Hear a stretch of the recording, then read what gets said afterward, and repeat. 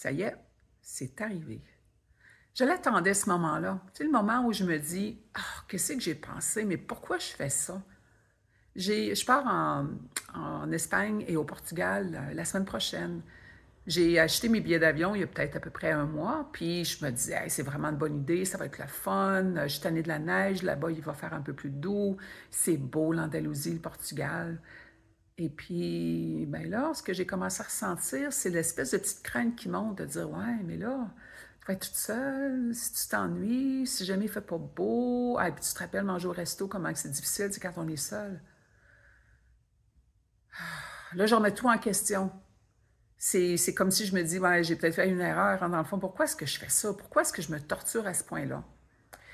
C'est pas la première fois que je ressens ces sentiments-là, tu sais, que ce soit parce que je pars en voyage ou parce que j'ai décidé de m'inscrire à un cours d'espagnol ou peu importe la raison. Tu sais, quand on prend la décision, en tout cas, je parle pour moi, ma motivation est bonne. C'est parce que c'est quelque chose que j'ai l'impression qui va me faire apprendre, qui va me faire grandir, qui va me faire plaisir rencontrer des gens. Mais plus le moment approche, plus je me dis: hey, qu'est-ce que j'ai pensé?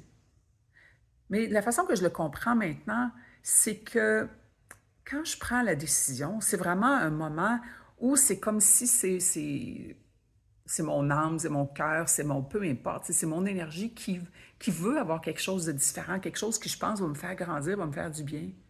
Mais notre cerveau, là, lui, il est fait pour nous protéger. Moi, en tout cas, c'est de la façon que je le vois pour moi.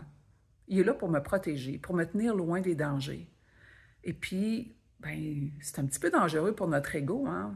Quand on se place dans une situation où on sort de l'ordinaire, de notre zone de confort, peut-être qu'on va se faire juger, peut-être que peu importe.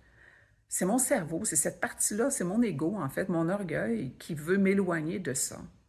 Fait que moi, maintenant, quand je ressens ces émotions-là, je me dis: oh, peut-être que je suis sur la bonne voie.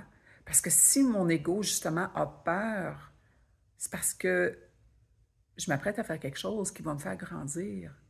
Et puis là, la question que je me pose, c'est quel genre de personne est-ce que moi j'ai le goût d'être? Quel genre de femme est-ce que j'ai le goût d'être?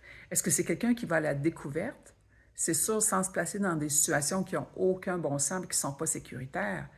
Par exemple, pour le voyage, il y a des pays où je n'irai pas présentement. Mais dans mon cas, moi, où je m'en vais, c'est sûr qu'il n'y a rien qui est sécuritaire à 100%, mais de rester chez nous, ça ne l'est jamais non plus. Fait que moi, c'est quel genre de personne que j'ai le goût d'être? Ben, j'ai le goût d'être quelqu'un qui va à l'aventure, qui découvre, qui voit des nouvelles choses, des nouveaux paysages, qui rencontre des nouvelles personnes aussi. Moi, c'est le genre de personne que j'ai le goût d'être. Et puis ça, ben, ça ne m'arrivera pas si je reste assise dans mon salon. Fait que ce soit d'aller jouer au pickleball, de faire un cours d'espagnol, un cours de cuisine, un cours de danse, ou peu importe. Moi, c'est comme ça que je vois les choses maintenant. Quand mon cerveau commence à paniquer, je le remercie parce qu'il veut me tenir en sécurité. Par contre, si c'est pas aligné avec le genre de personne que moi j'ai le goût d'être, ben, je le remercie et puis je continue avec la décision que j'avais prise. Ben, sur ce, je pars dans 8 jours et puis ben, je vais aller faire mes valises. Bye!